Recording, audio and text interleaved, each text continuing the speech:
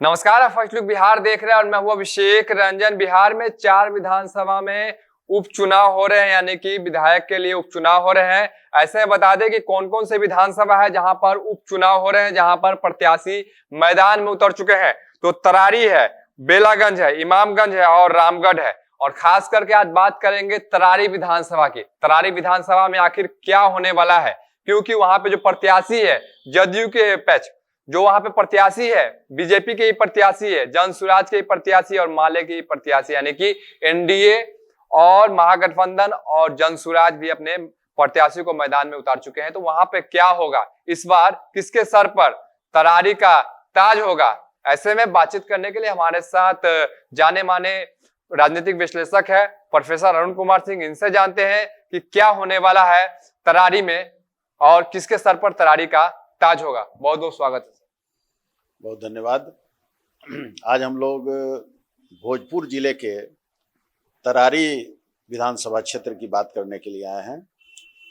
तरारी विधानसभा क्षेत्र पहले पीरो विधानसभा क्षेत्र के नाम से जाना जाता है और आप जानते हैं कि वो भोजपुर का जो इलाका है जहाँ संदेश वगैरह जो ये सब, तो नक्सली आंदोलन जब वहाँ पीक पर था तो उस समय रणवीर सेना का जन्म हुआ था और रणवीर सेना ब्रह्मेश्वर मुखिया के नेतृत्व में चलता था और भी कई इस तरह के सेनाओं का गठन वहाँ हुआ था।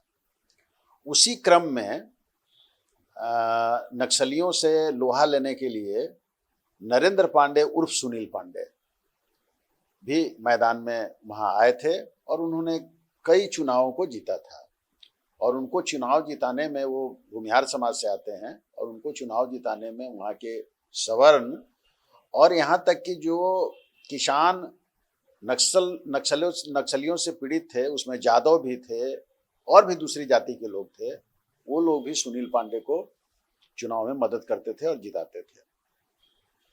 और इस तरह से पीरो विधानसभा क्षेत्र और बाद में फिर तरारी विधानसभा के क्षेत्र में आया है। इस बार तरारी विधानसभा क्षेत्र आप सब लोग जान रहे हैं कि वो इसलिए उपचुनाव हो रहा है कि वहाँ जो माले के सुदामा प्रसाद थे, उन्होंने लगभग 59,000 वोटों से बीजेपी के आर.के. सिंह को हराया। बीजेपी के आर.के. सिंह लगातार वहाँ से चुनाव जीत रहे थे, मंत्री भी थे भारत सरकार में, और उनको हराने का काम सुदामा प्रसाद ने किया। सुदामा प्रसाद वैश्य जाति से आते हैं और वैश्य जाति की संख्या वहाँ लगभग 20,000 है।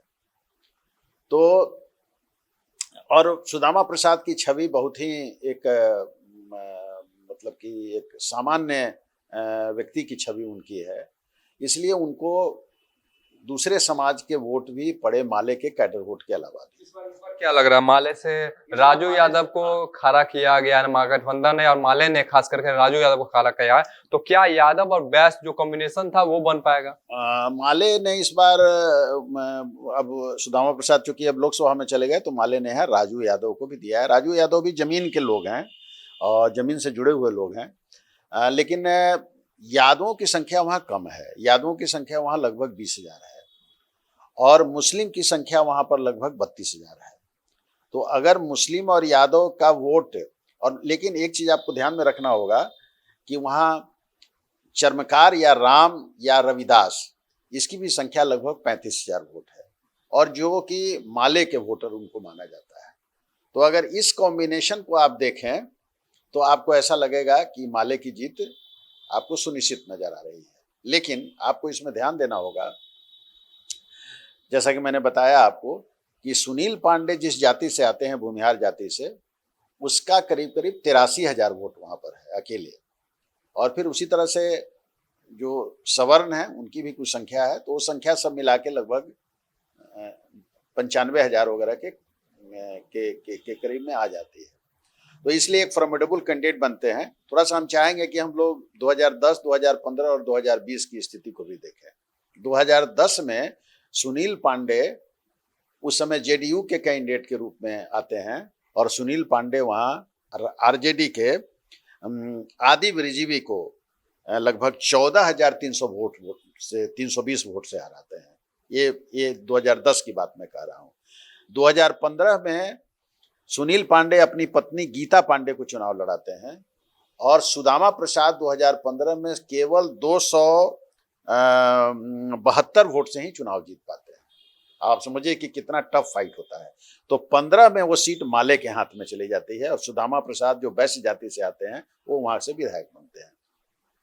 फिर 2020 में स्वयं सुनील पांडे इंडिपेंडेंट चुनाव लड़ते हैं और इंडिपेंडेंट चुनाव लड़के भी उनको 63,000 वोट ये सुनील पांडे को आता है और सुदामा प्रसाद वहां चुनाव जीतते हैं, लगभग 11,015 वोट से चुनाव जीतते हैं।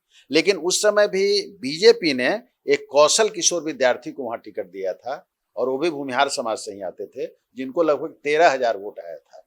तो अगर सुनील पांडे और कौशल किशोर विद्यार्थी के वोट को मिला दिया जाए तो यहाँ भी माले से सुनील पांडे भारी पड़ते हुए नजर आते हैं। जबकि आपको मालूम होगा कि 2015 में महागठबंधन में जदयू भी शामिल हो गई थी, यानी जदयू और राजद और माले ये सब एक साथ होकर चुनाव लड़े थे। फिर भी इंडिपेंडेंट ही इनको लगभग 63,000 वोट इनको 2015 में आया था, 2020 में आया था सुनील पांडे को। तो इस तरह से ये यहाँ स्थिति बनी हुई है। लेकिन एक नया फैक्टर यहाँ पर आया है जनसुराज का। आप समझ रहे हैं कि जनसुराज, आपने कहा कि स्वर्ण वोटों के मतलब वोटरों की संख्या ज्यादा है। जनसुराज जिस प्रकार से किरण सिंह को वहां पे खड़ा किए, इससे पहले उन्होंने प्रत्याशियों को भी बदला, तो क्या लगता है कि जनसुराज वहां से बाजी मार लेंगे? जनसुराज ने वहां पर सबसे पहले जनसुराज से की कठिनाई क्या आ रही है कि जनसुराज ने एक बहुत बड़े भव्य ये प्रेस कॉन्फ्रेंस में एक कैंडिडेट को उतारा। वो कैंडिडेट जो हैं वो लेफ्टिनेंट जनरल रैंक के लोग होते हैं, यानी वो हम भारतीय सेना के सबसे ऊपर जो प्रमुख होते हैं उसके बाद के सेकंड थे, जो 2 ही आदमी बिहार से हुए हैं।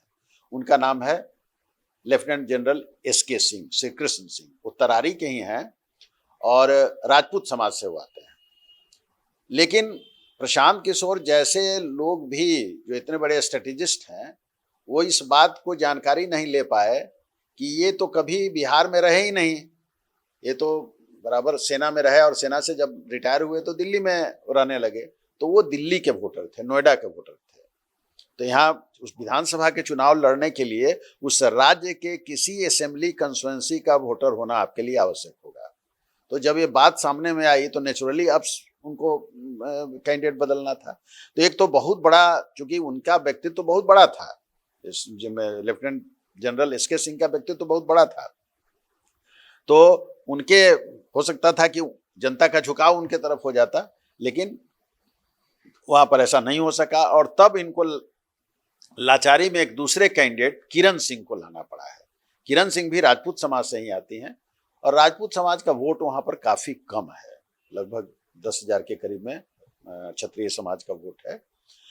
ऐसे किरण सिंह भी समाज सेवा के क्षेत्र में काम करती हैं और उनका शिक्षा के क्षेत्र में भी काम है और महिलाओं के सशक्तिकरण के लिए भी काम करती हैं। तो इसमें कहीं कोई दो मत नहीं है। और उनके पति जो हैं वीरेंद्र कुमार जी, वो कोलफील्ड से जुड़े हुए हैं, पैसे वाले हैं, यानी पैसे की कमी उनको भी नहीं है। और ऐसे भी जनसुराज में खुद प्रशांत किशोर जी कहते हैं कि भाई पैसे का कोई सवाल नहीं है, जितना भी पैसा लगेगा उसको जनसुराज भी देने के लिए तैयार होता है। तो वो मामला नहीं है। तो इस तरह से एक कैंडिडेट जो बदलना पड़ा है उसके कारण मनोवैज्ञानिक जो नुकसान होता है वो जनसुराज को वहां पर हो चुका है। अब सवाल उठता है कि क्या होगा वहां पर। तो आप देखिए कि इस बार वैश्य सुदामा प्रसाद लोकसभा में जा चुके हैं। वैश्य समाज जो है वो बीजेपी का कोर वोटर माना जाता है।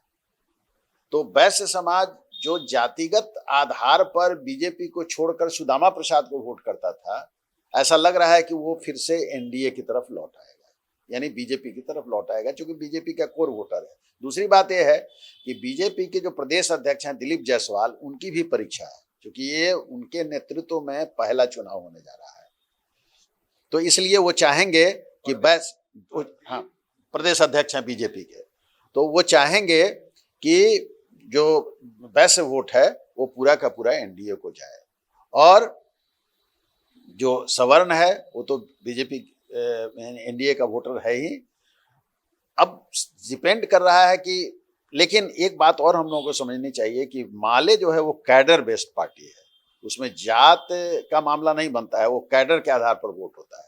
और जैसा कि मैंने आपको कहा कि पूरे भोजपुर को कि आप जाति गणित को अगर समझिएगा तो वहाँ जो चर्मकार हैं या जो शेड्यूल कास्ट हैं, जिनको अनुसूचित जाति हम कहते हैं, उनका झुकाव माले की ओर रहा है। कहा जाता है कि माले कम संसाधन में ही चुनाव वो जीत जाते हैं। हाँ, वो कम संसाधन में चुनाव जीतते हैं। कहा तो ये भी जाता है कि उन लोगों ने 20-20 रुपए का कूपन करके ही सुदामा प्रसाद चुनाव जीत गए, ये सब बात आती है, लेकिन अब उसमें कितनी सच्चाई है, कितनी बात है। तो एक ये मामला बहुत बड़ा मामला बन रहा है। अब उनके साथ है कि इस बार सुनील पांडे ने अपने बेटे को चुनाव लड़वाया है। बेटे जो हैं उनका नाम है विशाल प्रशांत, उनका नाम है विशाल प्रशांत। तो विशाल प्रशांत, और जब विशाल प्रशांत को कैंडिडेट बनाया गया, जब बीजेपी ने उनको कैंडिडेट घोषित किया, तो आरजेडी के तरफ से कार्बाइन लिया हुआ फोटो उनका सोशल मीडिया पर दिखाया गया कि साहब किस तरह से जो कार्बाइन बैन है, कार्बाइन कोई आम आदमी लेके नहीं चल सकता है, तो आखिर ये जो ये है विशाल प्रशांत हैं वो कैसे कार्बाइन लिए हुए हैं। तो उसका जवाब भी उधर से आया कि साहब वो कार्बाइन जो है सो दुर्गा पूजा के समय में जो शस्त्र की पूजा होती है, तो वो कार्बाइन बॉडीगार्ड का था, बॉडीगार्ड को मिला हुआ था, और चूंकि शस्त्र की पूजा हो रही थी तो उसमें बॉडीगार्ड के शस्त्र की भी पूजा हो रही थी, ऐसी बात कही गई है। लेकिन राजद ने वहां ये दिखलाने की कोशिश की कि बीजेपी ने एक जो बाहुबली जिसको कहते हैं, या जो अनऑथराइज्ड आर्म्स को अपने हाथ में रखे हुए है, उसको टिकट देने का काम किया है। तो खैर राजनीति में ये सब बातें चलती होती हैं। तो ऐसा जो मुझे ऐसा लग रहा है कि तरारी में जो जन स्वराज को एज मिलना चाहिए था, वो लेफ्टिनेंट जनरल एसके सिंह के मैदान से हट जाने से एक मनोवैज्ञानिक प्रभाव पड़ गया है वहाँ। और ऐसा लग रहा है कि साहब जब कैंडिडेट ही आप नहीं चुन पाते हैं तो फिर चुनाव को आगे किस तरह से लड़ेगा, किसके में वहां हो सकता है। इसलिए हमको ऐसा लग रहा है कि तरारी में सीधी टक्कर होगी, वहाँ त्रिकोणात्मक लड़ाई भी नहीं होगी। वहाँ एक तरह से माने जो किरण सिंह हैं वो धीरे धीरे जैसे जैसे चुनाव नजदीक आता जाएगा, वो बिल्कुल, अभी तो आज उनको चुनाव चिन्ह मिला होगा, अभी तो चुनाव चिन्ह भी उनको नहीं मिला है, लेकिन जन स्वराज का चूंकि इतना बड़ा दायरा है कि वो चुनाव चिन्ह को तो पहुंचा देंगे, लोगों तक पहुंचा देंगे। लेकिन दूसरी महत्वपूर्ण बात ये भी है कि प्रशांत किशोर की यात्रा भी अभी उस तरफ नहीं गई है। प्रशांत किशोर अभी ये उत्तर बिहार के ही क्षेत्र में अभी घूम रहे थे, अभी उधर वो जा नहीं पाए हैं। तो वो भी एक कारण है कि जो गांव-गांव में जो उनका संपर्क, उनके पदयात्रा से जो एक माहौल बनता है, वो माहौल भी उधर नहीं बना है। और जो वहाँ पर नक्सल जो अब हालांकि नक्सल आंदोलन वहाँ समाप्त प्राय हो चुका है, लेकिन उसका जो एक ये है जो उसके आधार पर ऐसा लगता है कि सुनील पांडे को एज मिल रहा है। लेकिन एक और फैक्टर है कि वहाँ पर भूमिहारों में भी दो ग्रुप है। जैसे जो मुखिया जी, जो रणवीर सेना के जो अध्यक्ष थे ब्रह्मेश्वर मुखिया जी, तो मुखिया जी की जो हत्या हुई है उसमें उन लोगों का कुछ आक्षेप है कि ये जो है सो इधर जो इनका ग्रुप है, सुनील पांडे जी का जो ग्रुप है, उसका कुछ उसमें प्रत्यक्ष या परोक्ष रूप से हाथ है। हालांकि ये सब बात जो है सो जब तक कि कोई प्रमाणित नहीं हो जाए और सीबीआई उस घटना की जांच कर रही है, तो ऐसा तो सीबीआई ने कहीं कुछ नहीं कहा है। लेकिन इस तरह से हवा में एक बात होती है, वो पर्सनल राइवलरी भी हो सकती है, व्यक्तिगत महत्वाकांक्षा भी हो सकती है, जो भी हो। तो एक ऐसा नहीं है कि भूमिहार एकदम बिल्कुल एकजुट वहां पर है। जो ठीक है कि उनकी संख्या 83,000 है, लेकिन वहां पर भी ब्रह्मर्षि मुखिया की हत्या का फैक्टर भी कुछ काम कर रहा है, ऐसी हम लोगों को जो वहां से जो सूचना मिल रही है लोगों से, तो लेकिन ऐसा लगता है कि धीरे धीरे हो सकता है कि मतलब राजद और महागठबंधन में, मतलब पैच करेंगे महागठबंधन और एनडीए में सीधी टक्कर। हाँ, इसलिए मेरा अपना जो अनुमान है वो है कि वहाँ टक्कर जो होगी वो महागठबंधन, माले जिसको की सपोर्ट है आरजेडी के सपोर्ट का मतलब कि यादव और मुस्लिम का एक मुश्त सपोर्ट है, और यादव तो कैंडिडेट ही हैं राजू यादव जी, और जो चर्मकार हैं, जो शेड्यूल कास्ट हैं, उनका वोट अगर मिला दिया जाए तो लगभग बराबर एनडीए और ये महागठबंधन वहाँ बराबर में चल रहा है। इसलिए धीरे धीरे जन स्वराज बिल्कुल तरारी में आउट हो जाएगा, मैदान से बिल्कुल अलग हो जाएगा, आउट हो जाएगा। और मुझको ऐसा लगता है अभी जो अंदाजा है, अभी की जो स्थिति है, उसमें वो 10,000 से नीचे ही सिमट के रह जाएगा। चुनाव से पहले किसी को भी कम आंकना ये कहीं ना कहीं सही नहीं होगा। सही बात है कि उसको नहीं आंकना चाहिए। हो सकता है कि चूंकि प्रशांत किशोर बहुत बड़े पोल स्ट्रेटेजिस्ट हैं और उनमें बहुत सारी क्षमता है, बहुत सारी बातें वो कहेंगे, अभी आने वाले दिनों में वो तरारी की जनता को बहुत सारी बात कहेंगे। तो मुसलमान वोट्स पर वो जो है सो उनका पकड़ भी वो बनाए रखना चाहते हैं। और इसीलिए आपने देखा होगा कि लालू यादव जी ने कल जो शहाबुद्दीन की पत्नी हैं और शहाबुद्दीन के जो लड़के हैं, उन दोनों को आरजेडी में ज्वाइन कराया है। तो कहीं ना कहीं लालू यादव जी को भी लग रहा है, आरजेडी को भी लग रहा है कि मुस्लिम वोट हमसे खिसक रहा है। इसलिए निश्चित रूप से अगर मुस्लिम वोट अब ये माले के साथ नहीं अगर जाएगा तो निश्चित रूप से एक किरण सिंह भी एक अच्छे कैंडिडेट के रूप में उभर सकती हैं और तब कुछ भी हो सकता है। लेकिन अभी जो स्थिति बन रही है उसमें किरण सिंह या जनसुराज कहीं नहीं है। अभी सीधे डायरेक्ट फाइट एनडीए और महागठबंधन के बीच में। तो देखिए कि चुनाव का समय है और बिहार में देखिए कि 4 विधानसभा में उपचुनाव होना है। तरारी में खास करके बात करेंगे तो चुनाव के समय ऐसा भी होता है कि कभी जो है ऊपर नीचे होते रहते हैं, क्योंकि बता दें कि जिस प्रकार से माहौल होता है, माहौल रातों रात बनता है और रातों रात बिगड़ता है। हालांकि ये देखना होगा कि तरारी में किसके सर पर तरारी का ताज होगा, क्योंकि जिस प्रकार से चुनाव का समय है और देखिए कि एक तरफ जो यहाँ पे आरोप प्रत्यारोप का भी दौर शुरू हो गया है, जहां पर राजा दौर जो महागठबंधन लगातार जो है एनडीए प्रत्याशियों को लेकर कई सारे सवाल खड़ा कर रहे हैं, निशाना भी साध रहे हैं, बाहुबली तक का नाम दे रहे हैं। वही बता दें कि जनसुराज से भी किरण सिंह जो जाने मानी समाज सेवी है वो भी मैदान में है। वही बता दें कि माले से राजू यादव को मैदान में उतारा है। तो देखना होगा किसके सर पर तरारी का ताज होगा, क्योंकि चुनाव का समय है और हर दिन हर घंटे जो है माहौल बदल रहा है, माहौल बिगड़ रहा है। किसी के पलड़ा में माहौल जा रहा है तो किसी के पलड़ा से माहौल बाहर जा रहा है। ये तो समय बताएगा जिस दिन वोटिंग होगी और जब गिनती होगा। बने रहिए फर्स्ट लुक बिहार के साथ आगे भी खबरों के लिए। तब तक के लिए नमस्कार। अगर आप हमें फेसबुक पर देख रहे हैं, हमारे फेसबुक पेज को अब तक आपने फॉलो नहीं किया तो फॉलो कर दे। यूट्यूब पर देख रहे हैं तो हमारे यूट्यूब चैनल को सब्सक्राइब कर दे। तब तक के लिए नमस्कार।